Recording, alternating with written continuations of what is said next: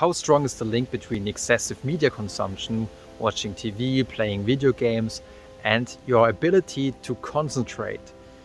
School problems, attention deficits. To answer this question, let's take a look at 3 very interesting studies. In the first study by Lillard and Peterson, published in 2011, young children at the age of 4 years were randomized to 3 groups.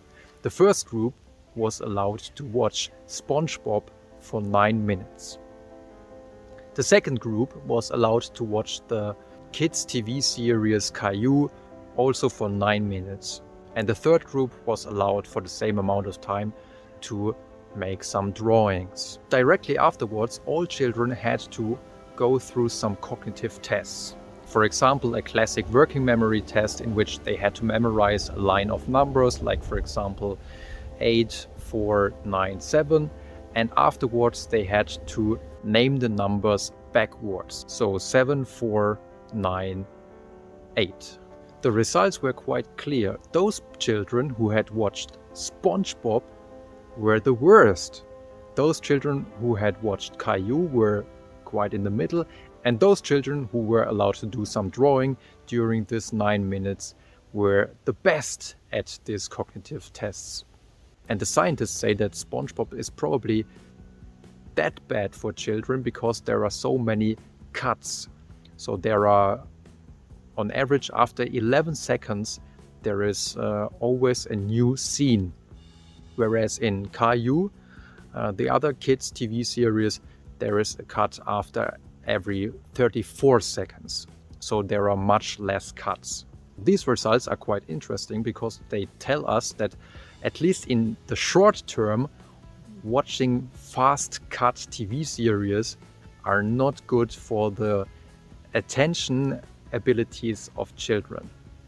And they might lead to, at least to a short-term attention deficit. But what happens in the long term? What happens in the long term is not quite clear yet. There are some competing study results, but we don't have clear evidence, and the reason is obvious. It's not possible to take one group and tell them, well, you have to watch 5 hours of SpongeBob every day, and the other group has to draw every day for, let's say, 6 months.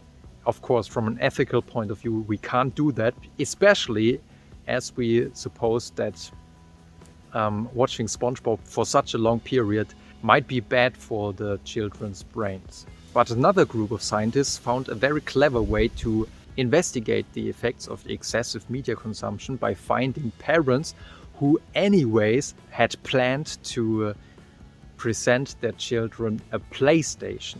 So they found 64 parents who were willing to give their children a PlayStation in the future, and they told them, we will pay the PlayStation for you, but one group has to give the PlayStation to their children now, and the other group has to give the children the PlayStation after the study. So this was a real randomized controlled design. One group received the PlayStation and the other one did not.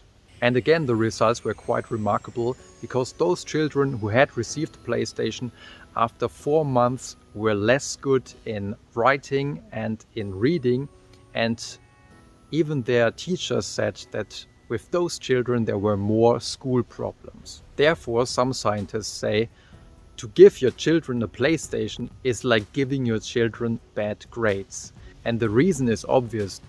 Those children who had received the PlayStation, they spent more time with the PlayStation and less time with school stuff. And therefore it's no wonder that they became worse at writing and reading.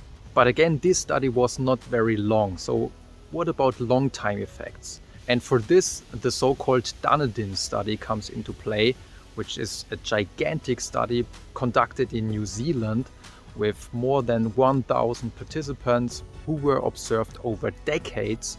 And in this study, they could correlate the media consumption of children at the age of 5 to 15 and their level of education. And if they just took a look at, for example, the number of university graduations, they found that those children who had watched more than 3 hours per day during their childhood very rarely received a college graduation, Whereas those children who had watched less than an hour per day, about 40% of them received a college graduation. Of course, now you could throw in that maybe those children who are watching a lot of TV might be children of poor families. And maybe this is the decisive factor, that they grew up in worse socioeconomic circumstances. And indeed, this is a factor. But even if they statistically controlled for this factor, the correlation remained significant. So there are really good reasons for parents to take a look at the media consumption of their children and maybe to restrict the media consumption, especially with young children, because their brain is still developing, by saying, well, there shouldn't be more than, for example, half an hour. And chances are, if you do so, in the future there might be less conflict with your child, because maybe they will receive better grades and maybe they are just more able to concentrate on what you are saying or what other people are demanding from them. I hope you enjoyed this episode, and if you want, we will see you next time.